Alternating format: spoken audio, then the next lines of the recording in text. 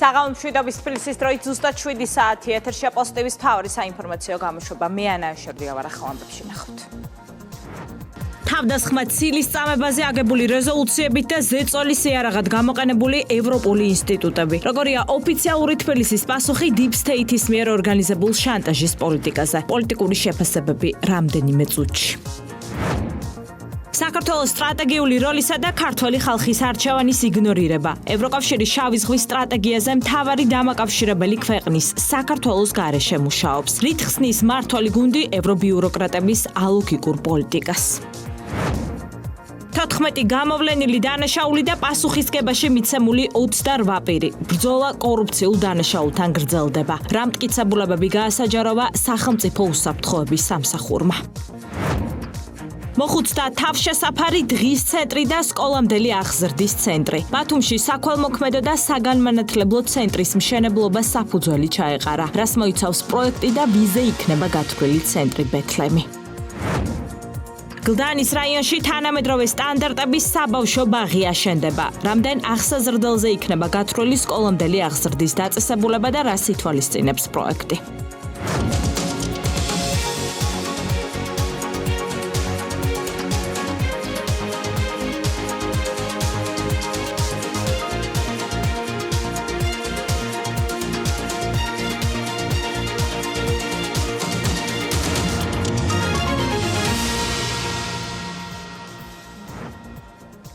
ევროპული ინსტიტუტების ზეწოლის იარაღად გამოყენება და სუვერენული სახელმწიფოების დასჯის მცდელობა. ასეთია ქართული ოცნების შეფასება EUTHO-ს საპარლამენტო ასამბლეის მიერ მიღებულ რეზოლუციაზე, რომლის უკანაც ხელისუფლება Deep State-ის გავლენებს ხედავს. მმართველი გუნდისთვის ნათელია ცილის წამებაზე აგებული დოკუმენტების მიზანიც და მოტივიც. სუვერენული ხელისუფლების აგენტურით ჩანაცვლება, რადგან ქართულმა ოცნებამ უარი თქვა ეროვნული ინტერესების საწინააღმდეგო და გარე დავალებებით მოქმედებაზე. 4 წლიანი კოორდინირებული თავდასხმების მიუხედავად ოფიციალური თბილისი არ აპირებს შანტაჟის პოლიტიკაზე დამორჩილებას და კიდევ ერთხელ მკაფიოდ აცხადებს, რომ გადაწყვეტილებები საქართველოში ქართველი ხალხის მიერ მიიღება. დეტალებით საომე გოფრონიძე. როგორ გამოიყენება არაფორმალური ოლიგარქიული ძალების ხელში ევროპული სტრუქტურების სუვერენული საქართველოს წინააღმდეგ ბრძოლის იარაღად. ამის მორიგი მაგალითი პრემიერ-მინისტრისთვის ევროპარლამენტისა და ევროსაბჭოს საპარლამენტო ასამბლეის შემდეგ ახლა უკვე EUTHO-ს საპარლამენტო ასამბლეა და ასამბლეაზე მიღებული დეკლარაციაა, რომელშიც საქართველოს შესახებ ქართული ოპოზიციისა და ლობისტი ჯო ვილსონის მოსაზრებებია ასახული. რეზოლუციაში ჩაწერილ ყველა ბრალდებას ოფიციალური თბილისი ფაქტებით პასუხობს, თუმცა ირაკლი კობახიძე გასმით აღნიშნავს იმასაც, რომ როდესაც ორგანიზაცია Deep State-ის პირდაპირ დაკვეთას ასრულებს, არგუმენტირებულ დისკუსიას აზრი ეკარგება. მთავრობის მეთაურის თქმით, სამწუხაროა, როდესაც ერთ დროს დემოკრატიისა და ადამიანის უფლებების დამცველი საერთაშორისო ინსტიტუტი იქცა პლატფორმად, რომელიც ქართველი ხალხისა და ხალხის მიერ არჩეული ხელისუფლების წინააღმდეგ თავდასხმისთვის გამოიყენება. აბსოლუტურად ყურებზეა აგებული მთელი ეს დოკუმენტი, რომელიც დაამტკიცა EUTHO საპარლამენტო ასამბლეამ. ეს იყო ჯო ვილსონის ინიციატივა, რომელიც დამტკიცდა ასამბლეის სხდომაზე. საერთოდ განხილვასაც კი არ აქვს აზრი ამ დოკუმენტის გამომდინარე იქიდან, რომ მთლიანად სისრულით არის ცილის წამებით გაჯერებული ეს რეზოლუცია. შესაბამისად, ერთ-ერთი ეს დოკუმენტი გვაძლევს თვითონ EUTHO საპარლამენტო ასამბლეაში არსებულ მდგომარეობაზე დასკვნების გამოდანის საშუალებას. კიდევ ერთხელ გამიმერებ, რომ სამწუხაროდ EUTHO-ც აღმოჩნდა ჩართული კოორდინირებულ პროცესში, რომლის მიზანია ქართულ ხალხზე თავდასხმა, რომლის მიზანია ქართველი ხალხის მიერ გამოხატულ ნებასთან დაპირისპირება.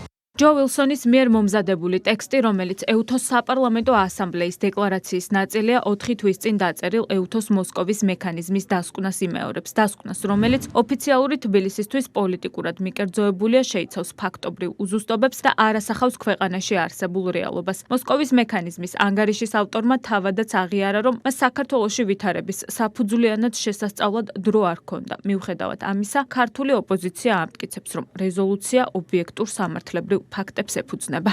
ცხადია, EUTHO-ს ჰააგის რეზოლუცია პასუხობს იმ წინ გამოწვევებს, რომელიც არის ქვეყანაში. მართველი გუნდის წარმომადგენლების განცხადებით ეუთო არის ორგანიზაცია, რომელსაც ქვეყანა არჩევნებზე დაკვირვებისთვის იწვევდა, თუმცა უსამართლო ბრალდებები და ცილისწამება, რომელიც ოფიციალურ დოკუმენტებში საქართველოს წინააღმდეგ ხვდება, თავად ორგანიზაციის სანდოობას აზიანებს.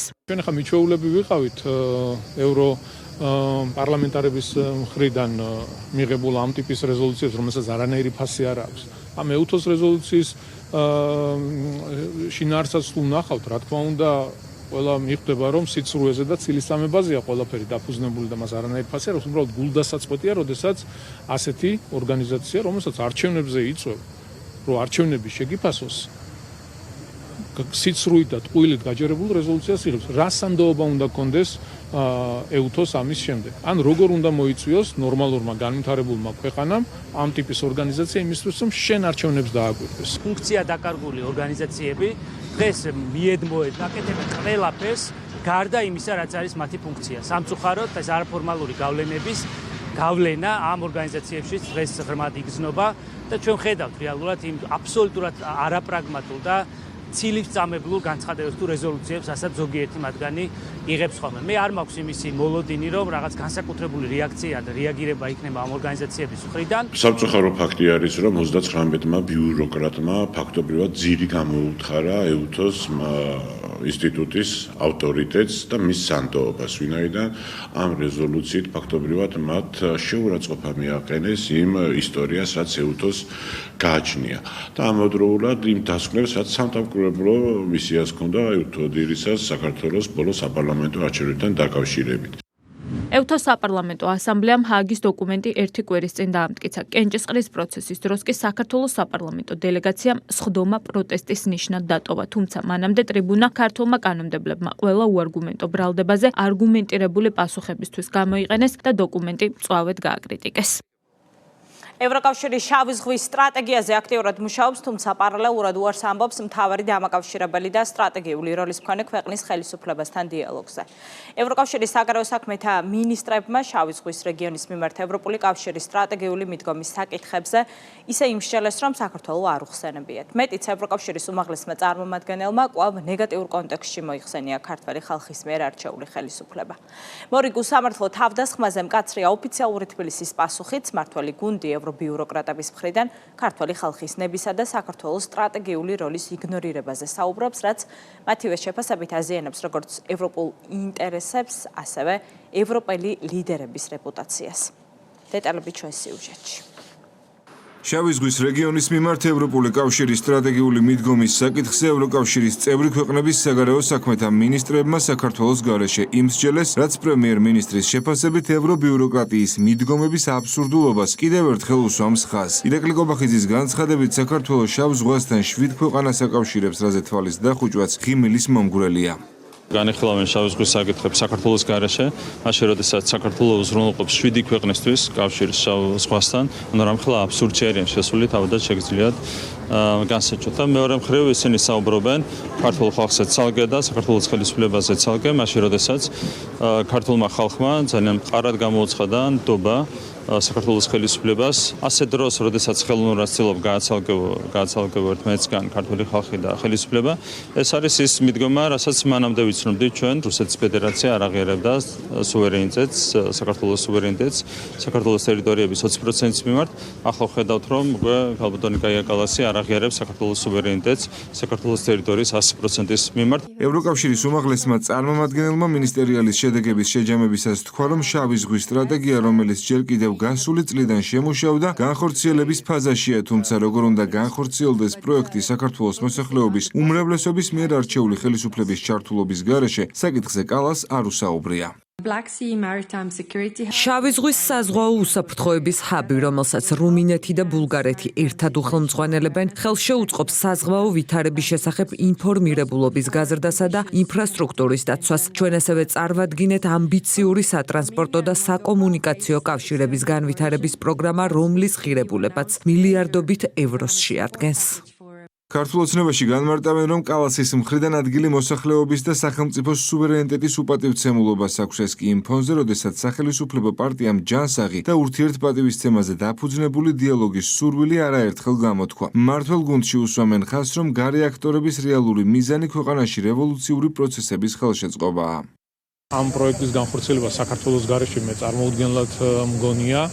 ეს უბრალოდ არის პოლიტიკური ნარატივი და ის მტრული გამოხატულება და დამოკიდებულება, რასაც ჩვენ ბოლო წლების განმავლობაში ხედავთ ქართულ სახელმწიფოსთან, ქართულ ხალხთან მიმართებით. არანაირი საუბარი, მხოლოდ და მხოლოდ მუქარები, შანტაჟი, მთელი ამ ხნის განმავლობაში არავის არ გაუკეთებია განცხადება იმასთან დაკავშირებით, რომ მოდი დიალოგი გავმართოთ, მიუხედავად იმისა, რომ ჩვენ ბევრჯერ გამოვედით ინიციატივით, რომ მზად ვართ დიალოგისთვის. კაია კალასი უნდა ემსახურებოდეს ევროკავშირს, მაგრამ სამწუხაროდ ის ემსახურება ვიწრო პოლიტიკური ჯგუფის პირად ინტერესებს, რომელსაც არაფერი აქვს საერთო ევროკავშირის ფუნდამენტურ პრინციპებთან, მიდგომებთან და მიზნებთან. აი ამ სირაქლემის ყოფნაში საბოლოო ჯამში ის ნამდვილად დაზიანებს ევროპის ინტერესებს და რაც უფრო მალე მოხდება ამ ყველაფრისგან დასკვნების გამოტანა, მით უკეთესი იქნება. კალასის თავდასხმას სახელმწიფოზე ერთიან ნეიტრალურ საქართველოშიც აკრიტიკებენ. პარტიაში უსვამენ ხაზს, რომ ევრობიუროკრატების დესტაბილიზაციის გეგმები ჩავარდა. ახლა კი საზოგადოების შეცდომაში შეყვანას და ხელისუფლებასთან დაპირისპირებას ყველა შესაძლო გზით ცდილობენ. საუბარი არის შავი ზღვის სტრატეგიაზე, შავი ზღვის პოლიტიკაზე, დაკავშირებადობაზე, სადაც საქართველოს აქვს საკვანძო როლი და მნიშვნელობა და შეუძლებელია უბრალოდ საქართველოს გამორიცხვა აი ამ მარშრუტიდან და შავი ზღვის სტრატეგიიდან. ისინი აი ამ საკუთარი ბრაზიდან და სასოწარკვეთიდან გამომდინარე უბრალოდ არ ახსენებენ საქართველოს. სინამდვილეში კი რა თქმა უნდა ვერც დაკავშირებადობის კუთხით გზა ვერაული საქართველოს. კაია კალასი აცდენილი არის საერთოდ პოლიტიკურ აზროვნებას. ამის თაობაზე მარტო ჩვენ არ ვსაუბრობთ, ამაზე საუბრობენ თვითონ ევროპული ლიდერები და გარკვეული ევროპელი პოლიტიკოსები და ის მოსაზრება იმის თაობაზე, რომ საქართველოსთან დაკავშირებით ის აკეთებს არაადეკვატურ განცხადებებს, ეს არის კიდევ ერთი მტკიცებულება ამ ყველაფერთან დაკავშირებით. კაია კალასის განცხადებებს მემარცხენე ალიანსშიც ეხმაურებიან და განმარტავენ, რომ მისი მხრიდან ადგილი ევროკავშირის წესდების დებულებების, საერთაშორისო სამართლის პრინციპების, დიპლომატიური ეტიკეტის და პოლიტიკოსის მორალურ-ზნეობრივი საზღვრების დარღვევას აქვს. მისი მოქმედებების უკან კი Deep State-ის გავლენები დგას. პარტიაში ამბობენ, რომ ახალი გეოპოლიტიკური რეალობის გათვალისწინებით საქართველო იმდენადვეა საჭირო დასავლეთისთვის, როგორც საქართველოსთვის დასავლეთი. ქალბატონო კაია კალას, თქვენი დღევანდელი განცხადება არგეს ევროკავშირის წესდების დებულებებს, საერთაშორისო სამართლის პრინციპებს, დიპლომატიურ ეტიკეტს, პოლიტიკოსის მორალურ და ზნეობრივ საზღვრებს. თქოთ კიდევ ერთხელ დააკვირდეთ, რამხელა აბსურდში შედიხართ, როგორი დისკრიმინაციულია თქვენი განცხადება, როდესაც გამიჯნეთ პოლიტიკური სიმპათიის მიხედვით 1.2 მილიონი ადამიანი დანარჩენი საქართველოს მოქალაქეებისაგან. ჩვენთვის გასაგებია, რომ ევროპულ ბიუროკრატიას Euro Deep State-ის საშუალებას არ გაძლევთ იყოთ ობიექტურებო. დემოკრატიული პრინციპების მართოთ ევროკავშირი, მაგრამ იცოდეთ, რომ საქართველო აღარაა იმ ქვეყნების სიაში, რომელსაც ექცევიან ისე, როგორც კოლონიზატორი. ევროკავშირმა შავი ზღვის სტრატეგიის შესრულების განხილვა 13 ივლისს გაერთიანების საგარეო საქმეთა მინისტრების შეკრებაზე დაიწყო. უცხო ქვეყნისთვის მტრულ საქმიანობაში დახმარება და კონსტიტუციური წყობილების წინააღმდეგ მიმართული საქმიანობა. საბოტაჟის საქმის განხილვა დასკვნით ეტაპზეა. დღეს სასამართლოს ჩვენებები იმ ადამიანებმა მისცეს, რომელთა განცხადებების საფუძველზეც გამოძიება დაიწყო. მოწმეებმა ისაუბრეს იმ მტკიცებულებების შესახებ, რომელიც მათი თქმით 8 ოპოზიციონერი პოლიტიკოსის მხრიდან საკუთარი ქვეყნის წინააღმდეგ და უცხო ქვეყნების ინტერესების შესაბამისად მოქმედებას ადასტურებს. მათ შორისაა თავად ბრალდებულების მიერ საჯაროდ გაკეთებული სახელმწიფოებრივი მოწოდებები. აღნიშნულ საქმეზე ბრალდებულია მიხეილ სააკაშვილი, გიორგი ვაშაძე, ნიკა გვარამია, ნიკა მელია, ზურაბ ჯაფარიძე, ელენე ხოშტარია, მამუკა ხაზარაძე და ბადრი ჯაფარიძე. დეტალებით ანა შანიძე. ლევანდელ სხდომაზე, გამოკითხვაზე გამოჩნდა, რომ ეს არის ფართო აგენტურული ქსელი, რომელიც არის დაორგანიზებული, რომელიც არის დაფინანსებული უცხო ქვეყნებიდან. ეგრეთ წოდებული საბოტაჟის საქმეზე გამოკითხულები იმ მასალების შესახებ საუბრობენ, რომელიც სასამართლოს წარუდგინეს. ადამიანები, რომელთა მიმართვის საფუძველზეც გამოძიება დაიწყო, აცხადებენ, რომ 8 ოპოზიციონერი პოლიტიკოსის მამხილებელი არაერთი მტკიცებულება არსებობს, რომელიც ადასტურებს, რომ ბრალდებულები საკუთარი ქვეყნის წინააღმდეგ და უცხო ქვეყნის ინტერესების სასარგებლოდ მოქმედებდნენ. დღეს ხდომაზე კიდევ ერთხელ გამოჩნდა, რომ მათ მხარეს დაცვის მხარეს არანაირი მტკიცებულება, არანაირი საქმესთან შემხებლობაში ყოფი კითხვა არ დასმულა. ამის საწინააღმდეგოდ ჩვენ წარმოვადგინეთ ძალიან ვრცელი მასალა. ეგრეთ წოდებული ბმულები, ფოტოები, განცხადებები, ქმედებები, დაფინანსების ოქმები, დაფინანსების წყაროები. ძირითადი კითხვები არის ის თუ საიდან ქონდა ჩვენი ინფორმაცია, ჩვენს მიერ იქნა წარმოდგენილი მათივე საჯარო განცხადებები, რომელსაც მოყვა შემდეგ უკვე კონკრეტული ქმედება. არა მხოლოდ განცხადებები, არამედ ეს განცხადებები შემდეგ გადაიზარდა ქმედებაში, რომელი ქმედებების ჩვენ ვიხილეთ ტელევიზიითაც და შემსწრე იყო მთელი ქალაქი და მთელი ქვეყანა. დაშავდა უამრავი მოქალაქე და სამართალდამცავი ორგანოების წარმომადგენელი. სწორედ ბრალდებული ოპოზიციონერების საჯაროდ გაკეთებული ანტისახელმწიფოებრივი განცხადებები და კანონსაწინააღმდეგო მოწოდებები სახელდება საბოტაჟის საქმის ერთ-ერთ მტკიცებულებად. დღევანდელ პროცესზე გამოკითხული კიდევ ერთი მოწმე იხსენებს, რომ 2024 წლის ძალადობრივ პროცესებში ოპოზიციასთან ერთად მნიშვნელოვანი როლი ჰქონდა არასამთავრობო სექტორსაც. სასამართლოზე რეალურად წარმოადგენთ ყველა ის მტკიცებულებები, რაც ფაქტებზე დაყრდნობით არის სარჩეში მოტანილი, იმის თაობაზე თუ ეს აგენტურა მართლაც როგორ მოქმედებდა და რანაირად მოქმედებდა იმ პერიოდში, როდესაც დაძაბულობა პიკს აღწევდა. ყველაფერი ეს იყო პარლამენტთან ახლოს მიმდებარე ტერიტორიაზე და როდესაც დაძაბულობა პიკს აღწევდა, მაშინ ესე იგი გარკვეული ადამიანები უკვე ჩაერთვებოდნენ ამ დაძაბულობაში. თვითონ ლიდერები გაიწეოდნენ, ან ყავას მიიწვევდნენ მარიოჩი და ასე შემდეგ და დაძაბულობა უფრო და უფრო ძლიერდებოდა. ამაში რა თქმა უნდა, გარკვეულ მხარდაჭერას უცხოეთიდან დაფინანსებული NGO-ები ახდედნენ. 8 ბრალდებულიდან პროცესს ბადრი ჯაფარიძე და ზურაბ ჯაფარიძე ესწრებოდნენ. ოპოზიციონერები ბრალს არ აღიარებენ, თუმცა აღიარებენ იმას, რომ მოწმებს სამართლებრივ საქმესთან შემხებლობაში კითხვები ვერ დაუსვეს. დეგნანი არის, დეგნანი იყო აგენტიო. ჩვენ დეგნანი როგორ უნდა იყოს აგენტი, ანუ ამერიკის მოქალაქე და ამერიკის ელჩი იყო, აგენტი შეიძლება მე ვიყო. რა კითხვა უნდა დაუსვა მართლა? აი ამას უყვება ადამიანი რა უნდა დაუსვა. ცხადია რომ ამას ვერანაირი მოწმის ჩვენო ვერ დაერქმევა, მათ თქვეს რომ ტელევიზიით ნახეს ჩვენი განცხადებები, მათ ეს არ მოეწონათ და შესაბამისად შეიტანეს განცხადება პროკურატურაში. ჯაფარიძებთან ერთად საბოტაჟის საქმეზე ბრალდებულია ელენე ხოშტარია და გიორგი ვაშაძე, რომელთაც გამოძიება საბოტაჟს და უცხო ქვეყნისთვის მტრულ საქმიანობაში დახმარებას ედავება. ნიკა გვარამიას, ნიკა მელიას, მამუკა ხაზარაძეს და ბადრი ჯაფარიძეს საბოტაჟს, ხოლო მიხეილ სააკაშვილს საქართველოს კონსტიტუციური წყობილების ძალადობით შეცვლისკენ მოწოდებას. გამოძიების ინფორმაციით ბრალდებულების კანონსაწინააღმდეგო მოწოდებების გარდა, ქართველი ოპოზიციონერები ქვეყნის ინტერესების ზიანო ინფორმაციებს უცხო ქვეყნების წარმომადგენლებს აწვდიდნენ. ბრალდებულები არიან იმ ცრუ საინფორმაციო კამპანიის ავტორებიც, რომელიც უკრაინაში დაწყების დღიდან დაიწყო და რომლის მიზანიც საქართველოს რეპუტაციის შელახვა იყო. გერმანია იქნება ეს თუ გერმანია დაწყებულია, საფრანგეთი, ბრიტანეთიც ბევრად უფრო დიდ მასშტაბზე უნდა გავიდეთ ჩვენ იმისთვის, რომ საგრძნობი იყოს ამის შედეგი. და ამისთვის მუშაობ? რა თქმა უნდა, ბუნებრივია, ამისთვის მუშაობ სხვადასხვა ფორმატში, სანქციების სრული მასშტაბი ჯერ არ ამუშავებულა. ხო, ეს ეს არის, კი, იმიტომ და ჩვენი ამოცანაც აქედან გამომდინარეობს. აბსოლუტურად ყველა მექანიზმი ზეწოლის ოცნებაზე და მხარდაჭერის ქართველი ხალხის არის განხილული და მიდის ამაზე მუშაობა. ამაში გვაქვს სრული ურთიერთგაგება. საუბარი არის ასოციაციის შეყოლება უნდა გადაიქცეს, საუბარი არის ვიზო რეჟიმის გადახედვაზე, საუბარი არის თავისუფალი ვაჭრობის რეჟიმის გადახედვაზე. თბილისის საქალაქო სასამართლოში ეგრეთ წოდებული საბოტაჟის საქმის განხილვა ამ წუთებშიც გრძელდება.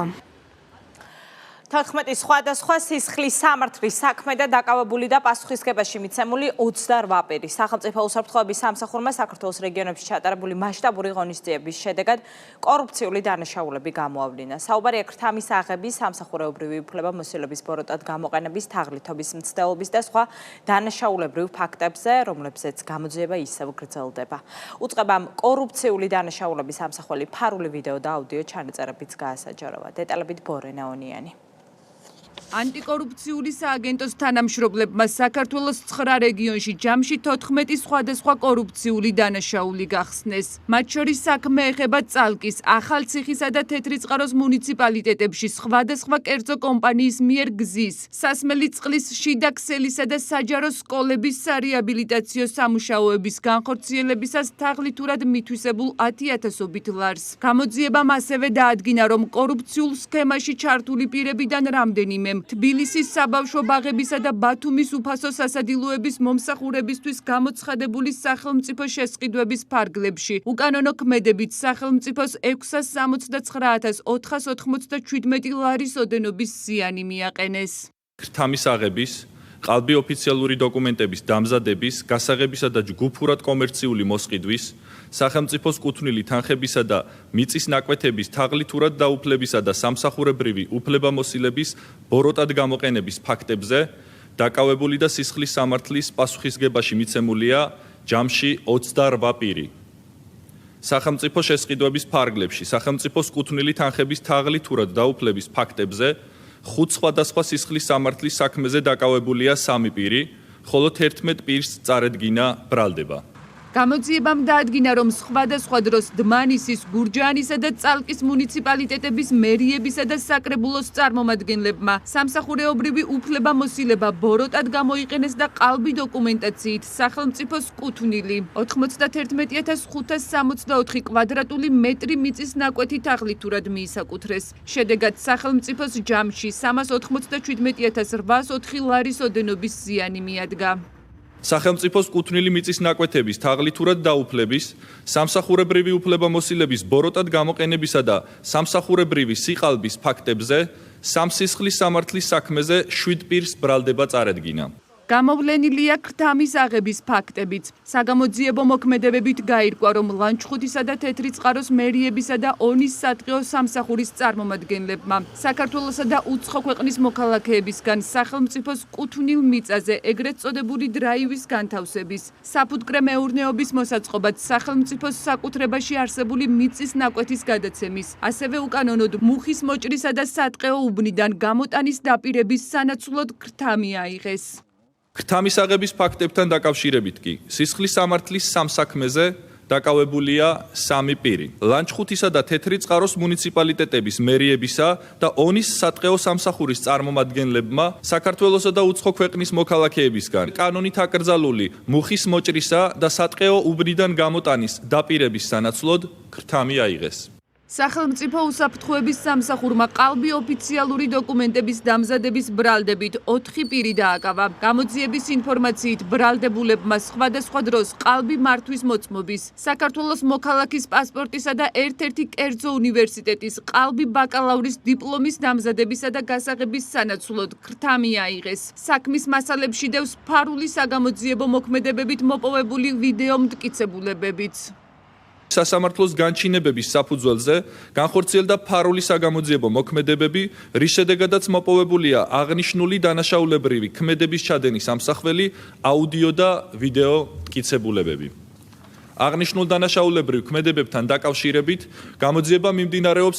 კორუფციულ დანაშაულებზე გამოძიება გრძელდება. აღიარებენ თუ არა დანაშაულს დაკავებულები უცნობია. დაცვის მხარე ბრალდებულების პოზიციას არასაჯაროებს. ამ ეტაპზე ვერ გეტყვით ვერაფერს, იმიტომ რომ არ ვიცნობ საქმის მასალებს. დეტალები მართლა არ ვიცი, მასალებიც არ ვიცი, მასალები არის თავისუფლების სახოთ. როგორც არის? სანამ არ შევხვდები, ჩემი დაცვის პრინციპს ვერანაირ ინფორმაციას ვერ მოგაწოდებით. უსაფრთხოების სამსახურის ანტიკორუფციული სააგენტო კორუფციული დანაშაულის პრევენციისთვის ინტენსიურ მუშაობას განაგრძობს. მიზანი კორუფციის დონის მინიმუმამდე დაყვანაა. საჯარო სივრცეში ადამიანების ღირსების შელახვისა და შეურაცხყოფის ფაქტებზე ადმინისტრაციული საქმეების განხილვები გრძელდება დღეს თბილისის საქალაქო სასამართლომ კანონდამრღვევებად 2 პირი ცნო 2000 ლარის ოდენობის ჯარიმის გადახდა დაიკისრა მალხაზ კვამლიძეს, რომელმაც სოციალურ ქსელში შეურაცხყოფელი კომენტარები დაწერა, ასევე 2000 ლარით დაჯარიმდა გიორგი ხაჩატურიანი ერთ-ერთი მოქალაქის ღირსების შელახვის გამო. სენაკის რაიონულმა სასამართლომ კი ოპოზიციონერი პოლიტიკოსების საჯარო შეურაცხყოფისთვის ხვიჩა ცეკვავა 500 ლარით დააჯარიმა. მოცემულ შემთხვევაში სწორედ ხსენებული პიროვნების მხრიდან სიტყვერი შეურაცხყოფელი სიტყვების გამოყენების ფაქტიც ასახავდა, როგორც კი მოგახსენეთ, აღნიშნული მუხლის დისპოზიციით განსაზღვრულ სავარაუდო სამართალდამცავების ჩადენის ფაქტს დაიწყო ამ ფაქტზე სამართალწარმოება, რომლის ფარგლებშიც მოკვლეულ იქნა არაერთი უთხარი მტკიცებულება და განჯადობის წესების დაცვით გადაიხსნა თბილისის საქალაქო სასამართლოს. დღევანდელი გადაწყვეტილებით კი აღნიშნული პიროვნება ცნობილი იქნა სამართალდამცავად და სახდენის სახით განესაზღვრა ჯარიმა 2000 ლარის ოდენობით. სენის წინააღმდეგ ბრძოლის სამმართველოს მიერ 11 ივნისის ფაქტთან დაკავშირებით შედგენილი იქნა ადმინისტრაციული სამართალდამცავების ოქმი მოქალაქე გიორგი ხაჩატურიანის მიმართ, რომელმაც სოციალურ ქსელ Facebook-ში განხორციელებული პოსტის ქვეშ სიტყვერი შეურაცხყოფა მიაყენა ლუკა ჭაფოძეს. აღნიშნულმა პიროვნებამ გულისხმობა ამ შემთხვევაში ლუკა ჭაფოძემ განცხადებით მიმართა შინაგან საქმეთა სამინისტროს 15 ივნისს და მოითხოვა აღნიშნულ ფაქტზე სამართლებრივი რეაგირების განხორციელება. თბილისის საქალაქო სასამართლოს დადგენილებით კი აღნიშნული პიროვნება ცნობილი იქნა სამართალდამცავად და სასჯელის სახდენის სახით შეეფარდა ჯარიმა 2000 ლარის ოდენობით. ტელეკომპანია ფორმულამ გოგა ხაინდრავასთან სამოქალაქო დავა წააგო, არხს ეთერში გასული ინფორმაციის უარყოფა დაევალა, რომელიც რეჟისორის მიმართ პატივის და ღირსების შემლახავ ცილის წამება შეიცავდა. ფორმულას ასევე მორალური ზიანის ანაზღაურება და გოგა ხაინდრავას სასარგებლო 10000 ლარის გადახდა დაიკისრა. საქმეზე თბილისის საქალაქო სასამართლომ გადაწყვეტილება დღეს გამოაცხადა, რეჟისორი ტელეკომპანიას მის წინააღმდეგ ცრუ ინფორმაციის გავრცელებაში ადანაშაულებდა. ეს გადაწყვეტილება აუცილებლად გასაჩივრდება არა მხოლოდ ქვეყანაში, არამედ სტრასბურგის პერსპექტივითაც და ვფიქრობ, რომ დავალოდებით დასაბუთებულ გადაწყვეტილებას და ამის შემდეგ შევაფასებთ, თუმცა ამ მოცემულობით, რა თქმა უნდა, არ ვეთანხმებით მიღებულ გადაწყვეტილებას. სრულად დაკმაყოფილდა ჩემი სარჩელი, სიცრუე წილისწამება, ბოროტი წილისწამება, რომელიც გავრცელებული იყო, მთლიანად იყო უარყოფილი. ბუნებრივია, რომ ეს საქმე გაცდა სამოქალაქო პროცესს, იმიტომ რომ იქ სადაც დამნაშავეებად არის გამოყვანილი პრემიერ-მინისტრი, შინაგან საქმეთა მინისტრი, სუსის უფროსი, სუსის თანამშრომლები და საზღვრის დაცვის დეპარტამენტის თანამშრომლები, იქ ლაპარაკი სამოქალაქო პროცესი არ შეიძლება. ამან განაპირობა, რომ პროკურატურაში სისხლის სამართლის საქმე აღიძრა. მე ვფიქრობ, რომ ეს განაჩენი კიდე ერთხელ ასე ვთქვათ განამტკიცებს იმის სისწორეს და ყველა ეს დამნაშავე უნდა დაიშალოს. ეს თანხა, რომელიც გამოყვეს, ამ თანხას ჩავდებ ფონდი უნდა დავაარსოთ, რომელიც მედია ტერორიზმგან დაიცავს მოქალაქეებს. ბათუმში საქველმოქმედო და საგანმანათლებლო ცენტრის მშენებლობა საფუძველი ჩაეყარა მრავალფუნქციური ცენტრი პატრიარქ ილია მეორის ლოცვა-კურთხევითა და ბათუმისა და ლაზეთის მიტროპოლიტის მეუფე დიმიტრის ინიციატივით შენდება. მისი მთავარი დანიშნულება კი ადამიანებზე ზრუნვაა. პროექტის ფარგლებში მოეწყობა მოხუცთა და შიშიმო პირთა თავშესაფარი, ასევე სკოლამდელი აღზრდის ცენტრი. ბეთლემის მშენებლობის საფუძველის ჩაყრას პრემიერ-მინისტრი და საპატრიარქოს წარმომადგენლები დაესწრნენ. დეტალებით ნინო სალუქვაძე. ბათუმში მასშტაბურ სოციალურ პროექტს ჩაეყარა საფუძველი. გიორგი ანწუხელიძის ქუჩაზე საქველმოქმედო და საგანმანათლებლო ცენტრის ბეთლემის მშენებლობა ოფიციალურად დაიწყო. პროექტი, რომელიც პატრიარქ ილია მეორის ლოცვა-კურთხევით ხორციელდება, მიზნად ისახავს უფროსი თაობისა და განსაკუთრებული საჭიროების მქონე პირების მხარდაჭერას, ასევე ბავშვებისთვის თანამედროვე საგანმანათლებლო გარემოს შექმნას. ცენტრის საქმიანობა კი ქრისტიანულ ღირებულებებს და საზოგადოების ყველაზე მოწყვლად ჯგუფებზე ზრუნვის პრინციპს ეფუძნება. ახალი შენობის საძირკველი ბათუმისა და ლაზეთის მიტროპოლიტმა მეუფე დიმიტრი მაკურთხა.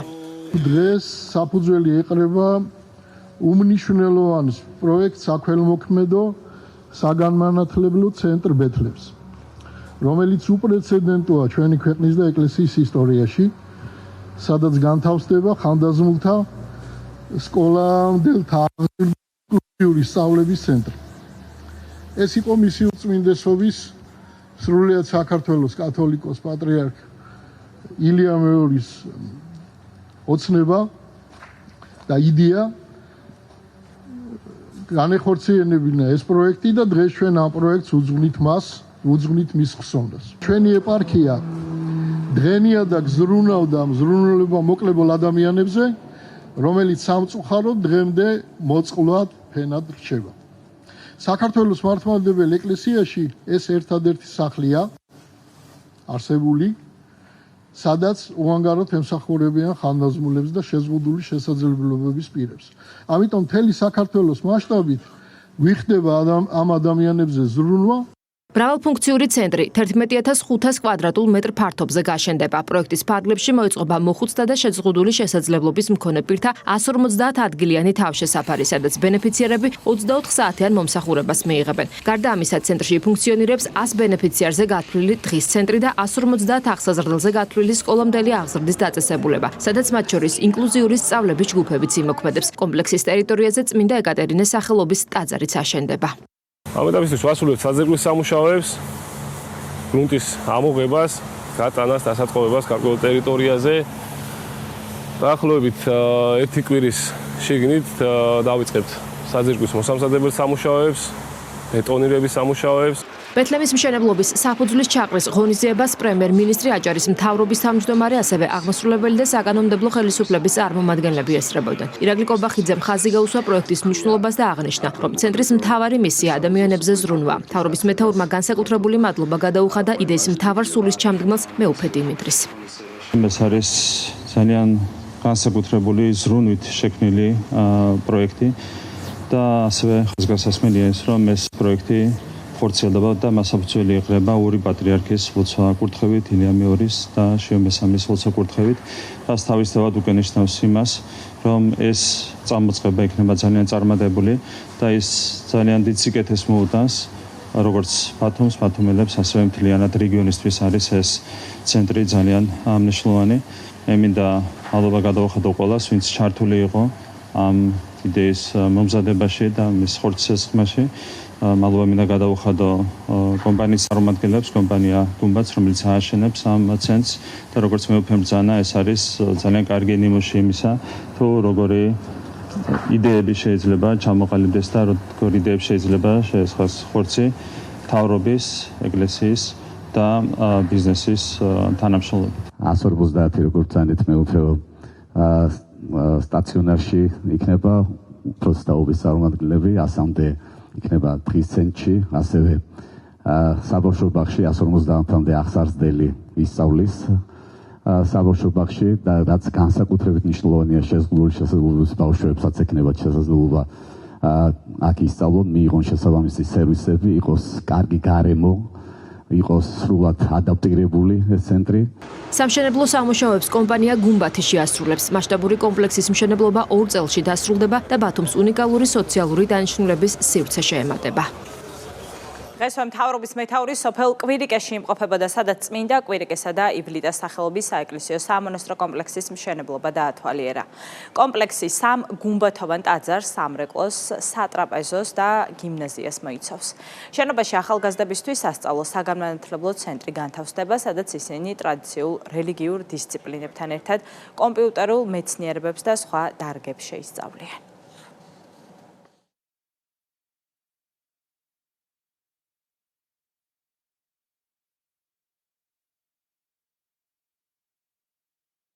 კიდევ ერთი ინფრასტრუქტურული პროექტი დედაქალაქში გლდანის რაიონში ნომერ 14 საბავშვო ბაღის ახალი შენობის მშენებლობა დაიწყო ძველი ავარიული შენობის ნაცვლად ტერიტორიაზე თანამედროვე ევროპული სტანდარტების ნაგებობა აშენდება. უზრუნველყოფილი იქნება ბავშვთა უსაფრთხოების ყველა სტანდარტი. სკოლამდელი აღზრდის დაწესებულება 250-მდე აღსაზრდელს მოემსახურება.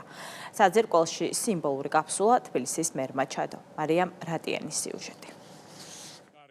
ქვეყნის მომავალში ჩადებულ მორიგ ინვესტიციას საფუძველი დღეს ოფიციალურად ჩაეყარა. 250-მდე პატარა აღსაზრდელისთვის გლდანის რაიონში ახალი საბავშვო ბაღის მშენებლობა დაიწყო. საძირკველში სიმბოლური კაფსულა დედაქალაქის მერმა თბილისის საბავშვო ბაღების მართვის სააგენტოს ხელმძღვანელსა და თავად ბაღის დირექტორთან ერთად განათავსა. კახა კალაძემ მშენებლობის დეტალებს ადგილზე გაეცნო. დამსწრე საზოგადოებას სიტყვით მიმართა და ქვეყნისთვის მსგავსი პროექტების მნიშვნელობაზე ისაუბრა. ძალიან მნიშვნელოვანია იმის გაცნობიერება, რომ სწორედ აქ ამ ერთ კონკრეტულ მუნიციპალურ ბაღში აღიზრდებიან ბავშვები, რომლებიც მომავალში ჩვენი ქალაქისა და ჩვენი ქვეყნის ღირსეული მოქალაქეები იქნებიან. სწორედ აქ ისწავლიან მეგობრობას, ერთმანეთის პატივისცემას, გუნდურობასა და იმ ღირებულებებს, რომლებიც ძლიერი საზოგადოების საფუძველია. ამიტომ საბავშვო ბაღის მშენებლობა არ არის უბრალოდ ინფრასტრუქტურული პროექტი. ეს არის დიდი ინვესტიცია ჩვენი ქვეყნის ხვალინდელი დღისთვის. ახალი ბაგაბაღი, რომლის ტერიტორიად 3400 კვადრატულ მეტრს აღემატება 8 ჯგუფსა და 250-მდე აღსაზრდელს მოემსახურება. შენობა დააკმაყოფილებს ყველა ევროპულ სტანდარტს და უზრუნველყოფილი იქნება ბავშვთა უსაფრთხოებისთვის საჭირო ყველა პირობა. დაწესებულება გათვლილი იქნება შეზღუდული შესაძლებლობების მქონე პირების საჭიროებებზეც. სააგენტო მუდმივ რეჟიმში გააკონტროლებს და განახორციელებს მონიტორინგს იმის რომ უზრუნველყოფილი იყოს მშენებლობის ხარისხი და ასევე რა თქმა უნდა თანამედროვე სტანდარტების აბსოლუტურად ყველა დაწყებული ინვენტარიდან და დასრულებული სათამაშოები და შემდეგ იქნება აღჭურვილი აღნიშნული ბაღი და ჩვენ ველოდებით უკვე მომდევნო წლის საავზელო წლისთვის აღნიშნული ბაღის ფუნქციონირების დაწყებას. ადგილზე, სადაც ახლა ახალი ევროპული სტანდარტების მქონე ბაღი უნდა აშენდეს, ადრე გლდანის რაიონის ნომერ მე-14 საბავშვო ბაღი ფუნქციონირებდა. თუმცა შენობის ავარიული მდგომარეობის გამო თბილისის მერიამ მისი დემონტაჟის გადაწყვეტილება მიიღო. ამის მიუხედავად ბაღს ფუნქციონირება არ შეუწყვიტავს და ის 2020 წლის შემდეგ ალტერნატიულ ფარჩში 117 პატარას ემსახურება. ჩვენი ბაღის ძველი შენობა არ შეესაბამებოდა სტანდარტებს, არ იყო უსაფრთხო და ძალიან ბევრი პრობლემები იყო მოსაგვარებელი, ამიტომ იყო მნიშვნელოვანი გადაწყვეტილება, რომ მომხდარიყო მისი დემონტაჟი, თუმცა ჩვენ არ შეგვიწყვიტავს ბაღს ფუნქციონირება, ჩვენ გავაგრძელებთ მუშაობა ალტერნატიულ ფარჩში და დღესაც ვემსახურებით 120 აღსაზრდელს და რამდენიმე თაობა კიდევ გავაცილეთ სკოლისკენ. მშენებლობის დასრულების ვადად მომდევნო სასწავლო წელი განისაზღვრა. პროექტის ბიუჯეტიდან თითქმის 4,5 მილიონი ლარია გამოყოფილი. თელავი მესამე დღე სტიქიის შედეგებს ებრძვის საგანგებო რეჟიმში მუშაობენ შესაბამისი უწყებები, პრობლემების ძირითადი ნაწილი უკვე მოგვარებულია. აღდგენილია ელექტროენერგიისა და ბუნებრივი აირის მიწოდება. გაწმენდილია თელავის ცენტრალური ქუჩები. მდინარე თელავის ხევი კალაპოტს უკვე დაუბრუნდა, ამ ეტაპზე კი მიმდინარეობს ნაპირსამაგრის სამუშაოები. ზარალის ზუსტოდენობა სპეციალური შექმნილი კომისია ითვლის. სტიქიის ზონაში ხელისუფლების წარმომადგენლები დღესაც იმყოფებოდნენ, რომლებიც საგანგებო შტაბის მუშაობას ადგილზე გაეცნენ. მარიამ ნებიერიძე გიამბ. აღდგენილი გაზმომარაგება, ელექტროენერგია და თელავის ხევის პროექტირება, რეაბილიტაციის გეგმა სტიქიის ზონაში, სალიკვიდაციო სამუშაოები გრძელდება. დაზიანებული ინფრასტრუქტურის აღდგენის პროცესში შესაბამისი სამსახურები რამდენიმე მიმართულებით მუშაობენ. ადგილზე იმყოფებოდა რეგიონული განვითარების მინისტრის მოადგილე. ბუნებრივი აირის მიწოდებასთან ერთად ეტაპობრივად აღდგება წყალმომარაგება. იწმინდება კავკასიონისა და სეხნიაშვილის ქუჩები. გაწმენდით სამუშაოებში ჩართულები არიან კახეთის სატყეო სამსახურის თანამშრომლები. პარალელურად დაგეგმილია თელავის ხევის პროექტირება და რეაბილიტაცია სათავე ნაგებობიდან ალაზნის შესართავამდე. რამდენიმე სოფელში კალაპოტი გაარღვია ხევებმა, სავარგულებია დატბორილი. ვცდილობთ, რომ ყველანაირად ყველა ლოკაციაზე მივიდეთ. მიმდინარეობს სანიტარული ჭრები, რათა განხორციელდეს ახალი გზის გაყვანა დამბასთან მისასვლელი. ამავდროულად მოტეხილი ხეები, რომელიც მდინარემ ჩამოიტანა, მიმდინარეობს მისი დაჭრა, რათა მომავალში პრევენციულად თავიდან ავიცილოთ კვლავ ჩახერგვა და სტიქიური უბედურება. ელექტროენერგიის მიწოდება აღდგენილია რაიონის მასშტაბით, გვაქვს ინდივიდუალური დაზიანებები, რომელზეც ტექნიკური ჯგუფი ინტენსიურ რეჟიმშია გადართული ამ მიმართულებით. რაც შეეხება კავკასიონის ქუჩას, მძიმე ტექნიკის გადაადგილების დროს გვიწევს უსაფრთხოების მიზნით ερμომარაგების შეწყვეტა და რა თქმა უნდა მათ სამუშაოს დასრულების შემდეგ წაბო მიეწოდება მოსახლეობის.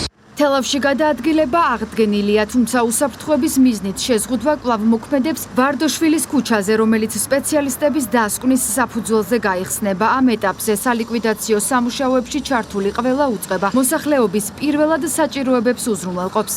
მადლობა მინდა უთხრათ თვითონ იმ ადამიანს, რომლებიც აქ მუშაობდნენ როგორც მძიმე ტექნიკით, ასევე მოხალისეებად ნიჩბებით. ახლა რომ ამოვედი, მართლა ძალიან დიდი შედეგია და გუშინვე იყო ძალიან დიდი შედეგი და ვიმედოვნებ, რომ ძალიან მალე გაიწმინდება ჩვენი ქალაქი. ხარღორღით ივსებოდა აქაურობა, ინტენსიურად მიმდინარეობს სამუშაოები და რა ვიცი, კმაყოფილები ვართ, დროულად გაიხსნა გზა. სტიქიამ პრობლემები შექმნა თელავის მიმდებარე სოფლებშიც. ძლიერი ნალექის შედეგად შექმნილ ვითარებას ადგილზე გაეცნენ კახეთის სახელმწიფო რწმუნებული და უმრავლესობის წევრი ლევან მახაშვილი. ადგილზე ვათვალიერებთ სტიქიის შედეგებს, ახლა ამჯერად კი ხევში ვიმყოფებით, სხვა ხევებსაც ვათვალიერებთ. ახულობთ ამ თავად როგორც ხევებში, ასევე მის მიმდებარე ტერიტორიებზე რა ზიანია მოტანილი, მნიშვნელოვანი ზიანია, როგორც ჩვენ ადგილზე ხედავთ. დავიწყეთ ნაპირსამაგრის სამუშაოების განხორციელება, აღდგენა, შემდგომში საფუძვლიანად იქნება შესწავლილი აღნიშნული ხევის კალაპოტი და იქნება მიღებული გადაწყვეტილება თუ როგორ მოვახდინოთ ამ ნატანი მასის გატანა და კალაპოტის, ასე ვთქვათ, საფუძვლიანად გამაგრება. სტიქიის შედეგების სალიკვიდაციო სამუშაოებზე ისაუბრა პრემიერ-მინისტრმა ირაკლი კობახიძის განცხადებით, სახელმწიფოს მთავარი ამოცანაა მომავალში მსგავსი შემთხვევებით გამოწვეული გართულებების თავიდან ასაცილებლად მაქსიმალურად ეფექტური ნაბიჯები გადაიდგას. რა თქმა უნდა, მთელი ამ დროის განმავლობაში უშუალოდ ვიყავი ჩართული ამ პროცესების კოორდინაციაში და მადლობა მინდა გადავხადო ყველა უწყებას, რომელმაც მაქსიმუმი გააკეთა სტიქიის შედეგების სალიკვიდაციოდ. რაც თავარია, მომავალში ყველაფერი უნდა გააკეთეს იმისათვის, რომ თუნდაც ასეთი მასშტაბური სტიქიის პირობებში მაქსიმალურად ავირიდოთ თავიდან გართულებები. ეს არის სახელმწიფოს უმთავრესი ამოცანა. თელავში ბოლო 55 წლის განმავლობაში მსგავსი მასშტაბის სტიქია არ დაფიქსირებულა. რამდენიმე საათში ქალაქში ნალექის თვის ნორმის დაახლოებით 85% მოვიდა. სტიქიის შედეგების სალიკვიდაციო სამუშაოების პრიორიტეტებს ოპერატიული შტაბი განსაზღვრავს, რომელშიც სხვადასხვა სამინისტრო და შესაბამისი უწყებები არიან ჩართული. ქალაქის ეკოლოგიური მდგომარეობის გაუმჯობესება, ბიომრავალფეროვნების დაცვა და კლიმატის ცვლილების ამოქმედების შემცირება. ფონდ ქართუს მიერ დაფინანსებული პროექტი დასრულების ეტაპზეა. თბილისის ურბანული ტყე მთაწმინდის, ნარიყალას, სოლოლაკის, ვერის, ბაგების, წავკისისა და ოქროყანის ტყის მასივებს აერთიანებს.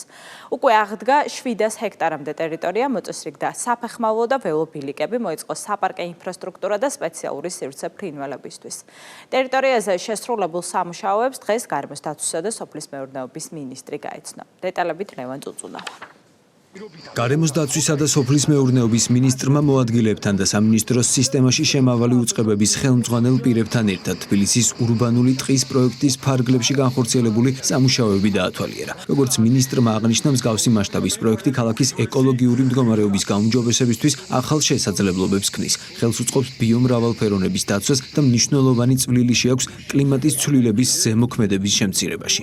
თბილისის ურბანული ტყე არის ერთ-ერთი მნიშვნელოვანი და გამორჩეული პროექტი. ეს არის ერთ-ერთი საუკეთესო და სამაგალითო ნიმუში, სადაც შეიძლება საჯარო და კერძო სექტორის ურთიერთთანამშრომლობით შენარჩუნებული იყოს ჩვენი ქვეყნის ბიომრავალფეროვნება, რომელიც ასე გამოარჩევს ჩვენ ქვეყანას და ამისთვის, რა თქმა უნდა, განსაკუთრებული მადლობა უნდა გადაუხადოთ ფონდ ქართუს.